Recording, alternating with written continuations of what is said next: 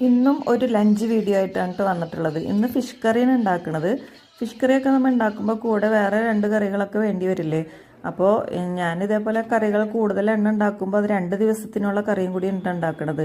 ഞാനിപ്പോൾ ഇതേ വാള ഫിഷാണ് കിട്ടിയിട്ടുള്ളത്. അത് ഇതേ മസാലയൊക്കെ അടപ്പത്ത് തിളച്ച് വന്നപ്പോൾ ഇട്ട് കൊടുത്തു. പിന്നെ ചക്ക അവിടെ നുറുക്കി വെച്ചിട്ടുണ്ട്. ചോറ് ഇതേ വെന്തു, അത് ഊറ്റി വെച്ചിട്ടുണ്ട്.